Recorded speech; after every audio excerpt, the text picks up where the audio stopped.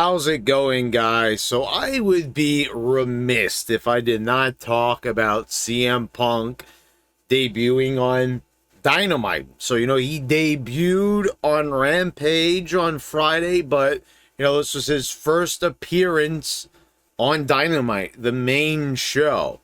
So, I just can't believe that AEW has like 4 shows. Don't they? They have Dark.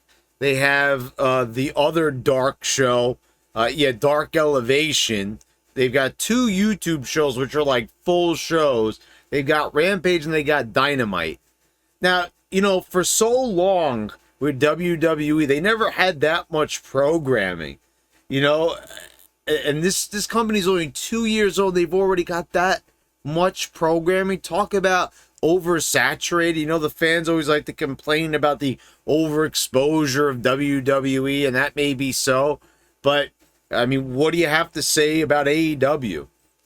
So anyway, of course, everybody's completely overblowing, overhyping the CM Punk promo that occurred on Dynamite, just like the one on Rampage. The one on Rampage, I could not believe how many people took that promo to heart, think that something great happened there. I am so happy that Booker T spoke up and said pretty much the same thing that I did, except he said it actually after I did. And it was kind of awesome that, Booker T, this amazing legend, actually pretty much said point for point what I did.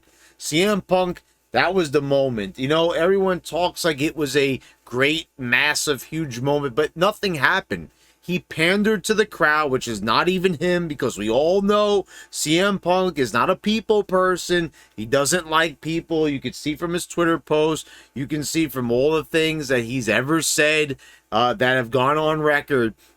He doesn't like the fans, the type of fans that are obsessive, that want to touch the wrestlers, probably touch his wife if he was out in public, AJ. We've seen, all the creepy people when they take pictures with the divas, how they get way too close, and they're also the ones that are, hey, bro, can I get a picture or an autograph when they're eating dinner at a restaurant? Those are the fans that CM Punk hates. And those are the kind of fans that go to AEW shows.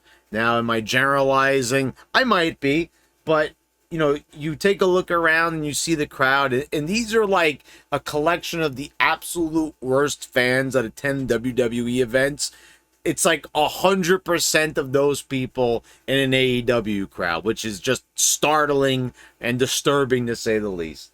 But anyway, completely overblown, and Booker T basically said the same thing. You had your moment there, Punk. You could have stated your case, but you just did pipe bomb number 2, and it was all about WWE, and that's kind of, he couldn't help himself. He sort of did the same thing here, but once again he said he dropped a hint about Daniel Bryan. The fans were chanting yes, and he said you'll have to wait a little bit longer for that.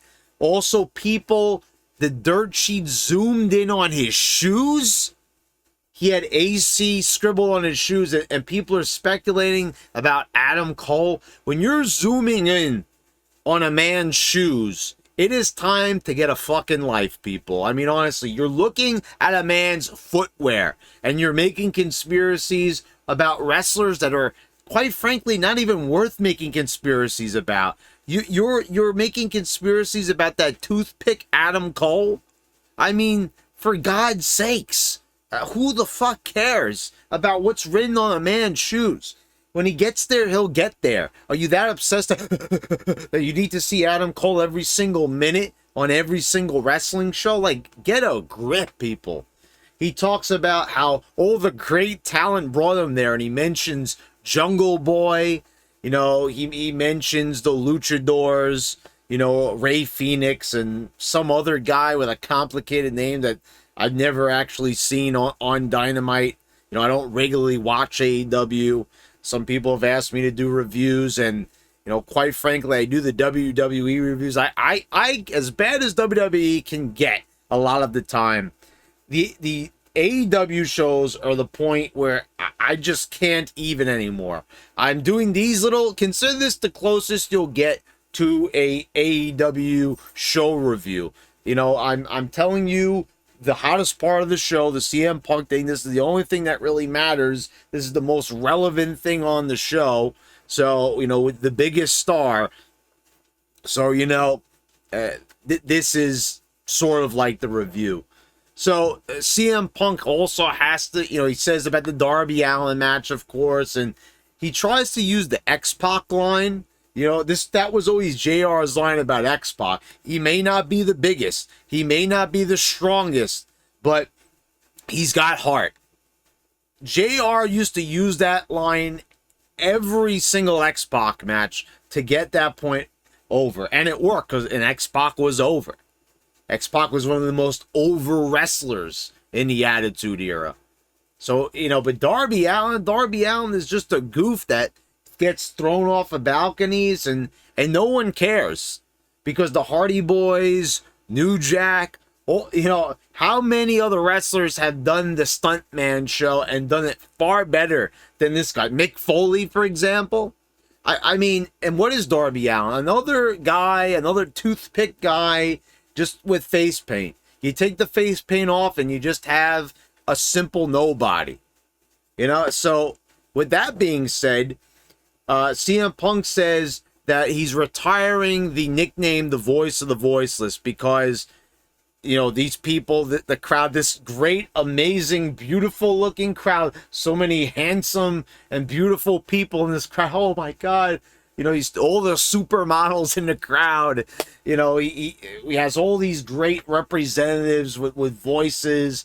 These annoying bastards is pretty much how I would interpret that deep within CM Punk's subconscious. Don't you people get it? He's there for the money. The money. He's not there for you. Quite frankly, you think that CM Punk wants to be in front of this sea of complete goofballs singing along to his theme song? They have to sing along to Jericho's theme song, sing along to CM Punk's theme song. I mean, I get it. Certain people sang along to Fandango's song. They sang along to Sami Zayn's song, but it was fewer and far between. And it wasn't every single night, and it was only certain smarky crowds. Here you get it every single night. We're always singing along with Jericho's music. We're always singing along with Punk's music. I mean, come on. Anyway, Punk says he's retiring it because, and also people in the back actually listen. Oh, do they? Really? Do they really listen? You know, they're all basically a bunch of frauds. You know, Tony Khan, the big fraud. Oh, I'm going to take these wrestlers and I'm going to use them the right way that mean old Vince McMahon didn't use them properly. You can trust me. You know, he's basically like Jake the Snake Roberts circa 1996. Trust me. Put your faith in me. He's a false prophet, Tony Khan. If you haven't caught on by now, you're probably just too steeped within the AEW brainwashing, you know, of the dirt sheet brainwashing that goes on. And these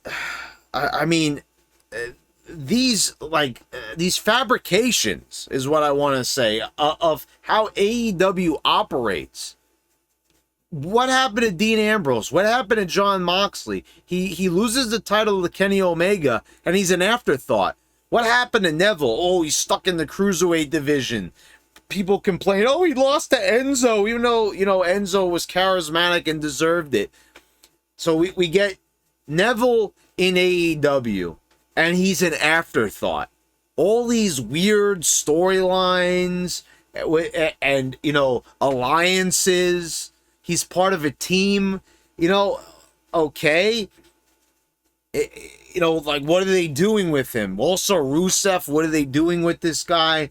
What are they doing with any of this former talent that they've caught on to, you know? And also, Tony Khan was also on it was Jericho saying that we're not going to be all about the former WWE wrestlers like Impact Wrestling was, like TNA was. Meanwhile, they've got Andrade, they've got Jericho, they've got Ambrose, they've got Rusev, they've got Christian, they've got Matt Hardy. I mean, they've got Ty Dillinger, they've got what the hell was their names? Dash Wilder and Dawson.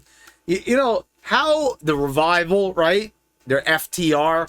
I mean, how many more guys? And I just mentioned Neville, and CM Punk is already an established WWE guy. They want to bring in Daniel Bryan, Adam Cole. I mean, all these guys were in the WWE system. So, okay, this is all about former WWE guys. Now, you know, there's nothing really wrong with that, but you want to submit, you know, because the simple fact of the matter is Jungle Boy is not going to get people to watch your show.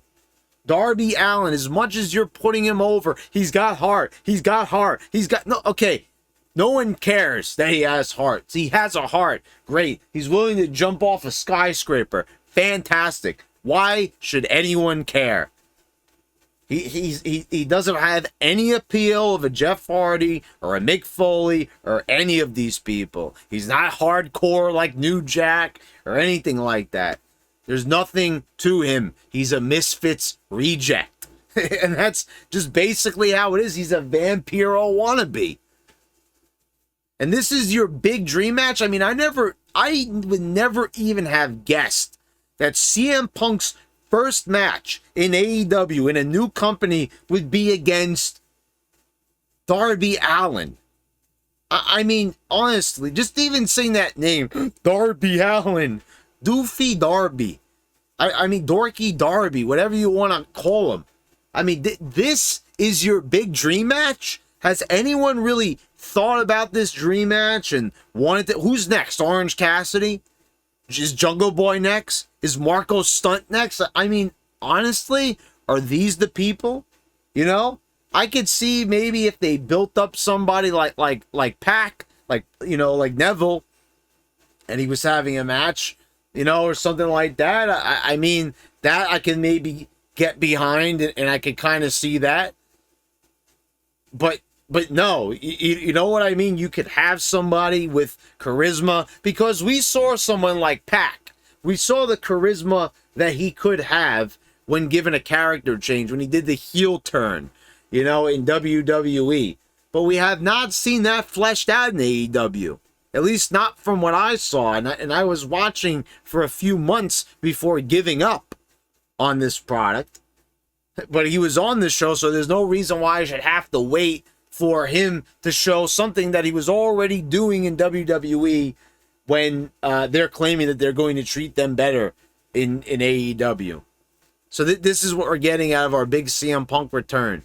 And JR, you know, bless his heart, when was the last time an announcer had to tell you, you know, that you should be excited for this moment? Isn't this what makes you love pro wrestling? We would just have the moments, and we wouldn't have to have an announcer like reconfirm that this was a classic moment. So I don't know, I thought that was a little bit unusual from JR, but JR has been a little bit unusual on commentary, because I think he knows that this is disappointing, that this is not the way it should be.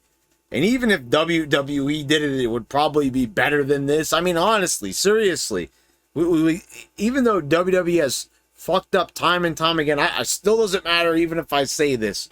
I have so many videos. I review SmackDown every week, tearing the show to pieces when it deserves it. And people still say that I'm a WWE mark.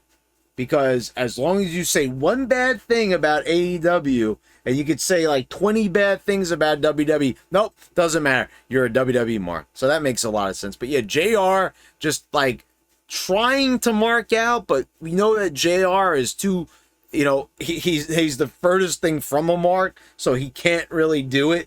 You know, he's trying to kind of play the Excalibur role here and really mark out, but You know, this is why I love pro wrestling for moments like that's not JR. JR's never said that shit because that's corny and goofy and dumb. Oh, this is why I love pro wrestling. No, you just let the moment happen, and if it's good, the fans will know. They don't have to force themselves to believe it or do some circle jerk like, oh yeah, this was a great moment, right? Yeah, I agree. So yeah, once again, this was a total fail. You could say what you want. You could say that I'm lying to, try to get a reaction from the audience of this video. But no, I mean, honestly, I just laid out all the reasons pretty clear for you why this was kind of subpar and uneventful. So I think it speaks for itself. But anyway, guys, let me know what you thought down in the comments below. Please subscribe if you haven't already. Click the bell so you get all notifications when I post all my new videos. I want to thank all my patrons for your continued support. And thanks again, guys. I'll see you next time.